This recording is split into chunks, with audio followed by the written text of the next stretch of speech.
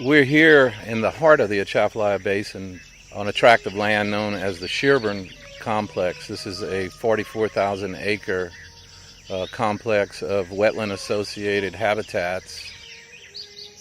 On this tract, 5 major habitats exist that run from open water, which we have plenty of here, along with pockets of freshwater marsh, along with riparian woodlands, bottomland hardwood forest, and cypress tupelo swamp habitats. All those habitats together create an amazing diversity of places where birds and other wildlife can thrive.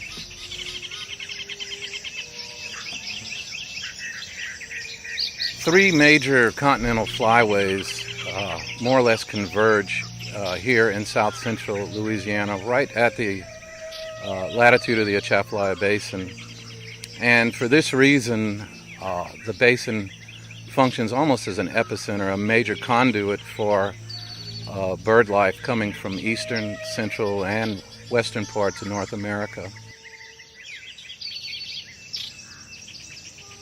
It's relatively protected here in terms of pure habitat, not sullied very much by human habitation, and it allows these birds to move through north and south, depending on which migration period it is, in relative safety and comfort. There are great places for foraging all over the complex, as well as places for nesting for the neotropical songbirds that nest here in the summer, and roosting for all the other birds. On a continental perspective, the sheer volume of bird life that moves through the Atchafalaya Basin, as well as the volume of birds that actually nest here, make this small spot, only 1 million acres, and which is relatively small in the context of the entire North American continent. But it makes this small area as important as any other area within continental North America as far as bird conservation goes.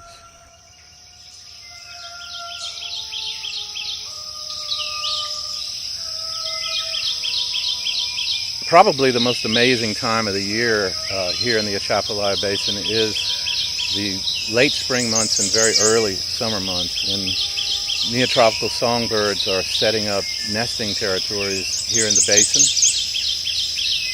From a sound standpoint, the sheer intensity and volume and diversity of songbird voices, especially the dawn chorus, which occurs just after sunlight every single day, it is an amazing thing to witness here. It's like, really, from a sound perspective, no other place in North America.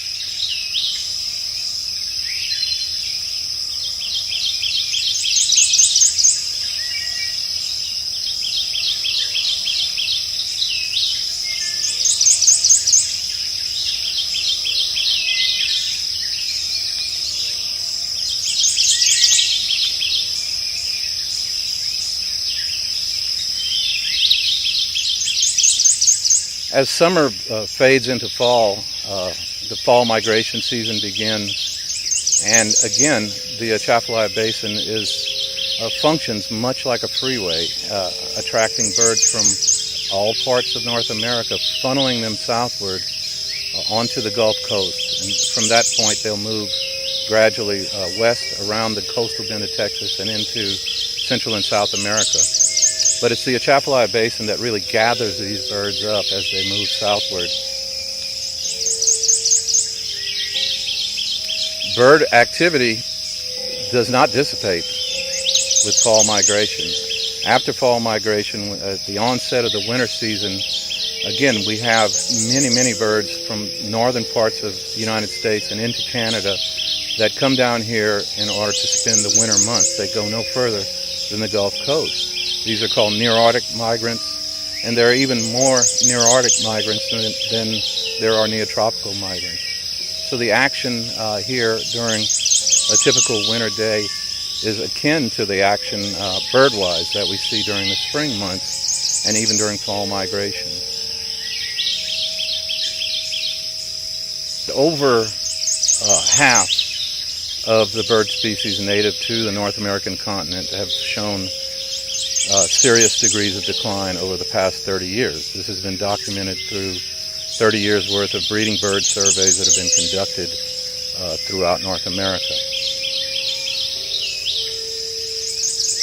Most biologists would agree that the Atchafalaya Basin is of global importance when it comes to bird conservation as well as conservation of other forms of wildlife.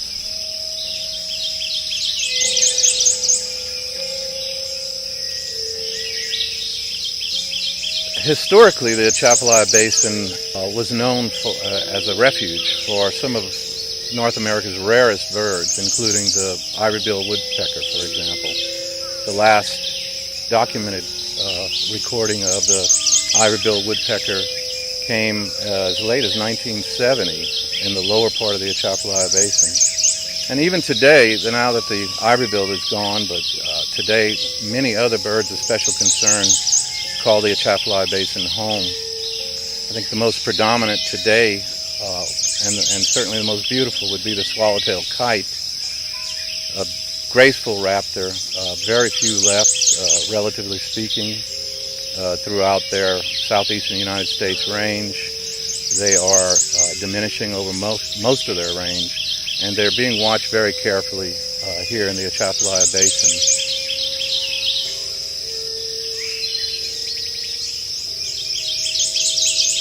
It's only through wildlife management programs and natural habitat acquisition programs, such as we have here at the Sherburne Complex, that we can begin to assure safe places in the future for wildlife to thrive. The documented declines in over half of the bird species native to North America, and in light of the fact that these declines are primarily attributed to habitat destruction, especially in the eastern part of the United States and Canada, places like the Atchafalaya Basin loom ever more important with each passing year as sanctuaries where these birds can safely live and move through during spring and fall migrations each year.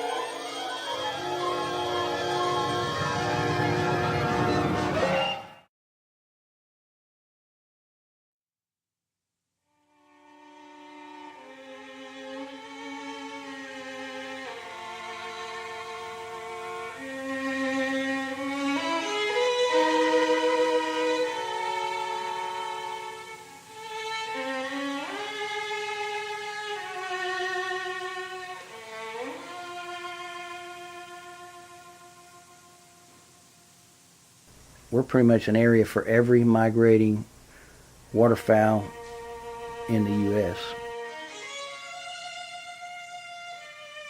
They've actually imprinted on these marshes for many, many years, thousands of years, way before our time, and they pass that down.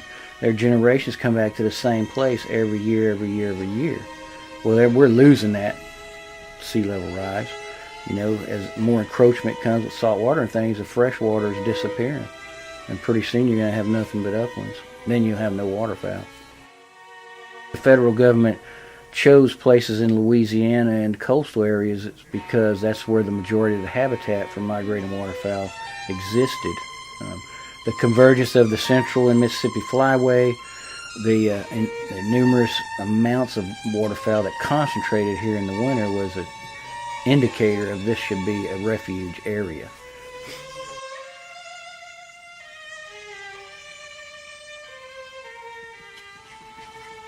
Central, Mississippi, and Pacific. The Mississippi and Central converge here. They start out up in the tundra areas and come through Canada and go through the prairie pothole region, and the birds end up here, and this is where they stay all winter.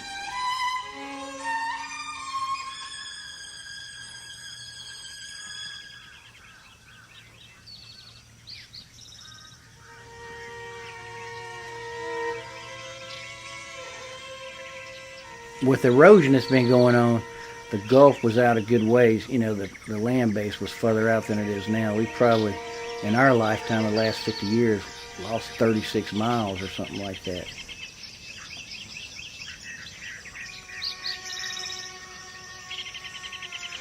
Without this area, the birds aren't going to have anywhere to go, and it's in their natural instinct to migrate. If they don't have a place to come here and they get short-stopped, say in Arkansas or something, and it freezes up, there's no food source. They die out.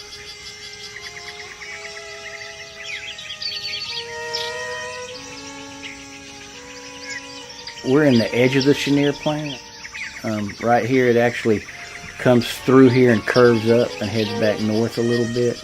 And at one time, the Chenier Plain stretched all the way from Sabine Pass all the way over to Vermilion Bay.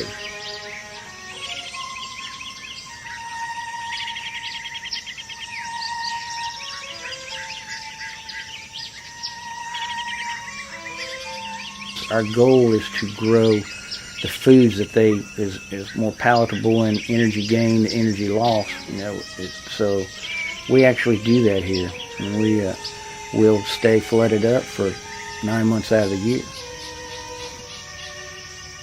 The variety of our three main refuges in southwest Louisiana: Sabine, Lacassine, and Cameron Prairie. Sabine being more brackish, we're more coastal prairie here at Cameron Prairie, and then Lacassine's an impounded pool that gives us an array of different species of birds.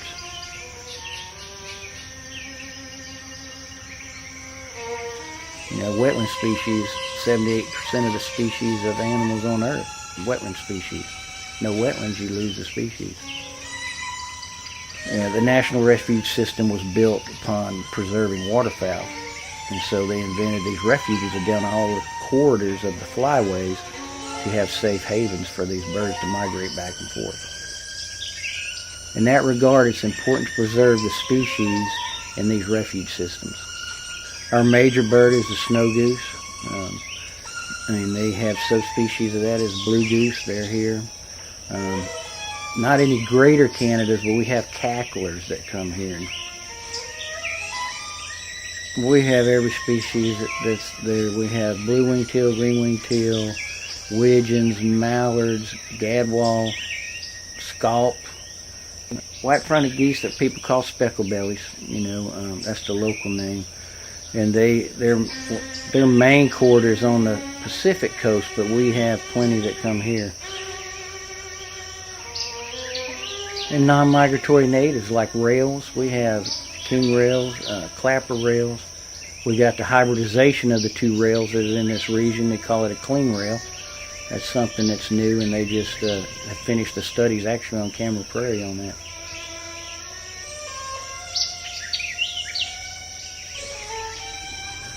Those lands they're disappearing at an alarming rate, and we're one of the last bastions, you could say, and protectors of that migratory corridor.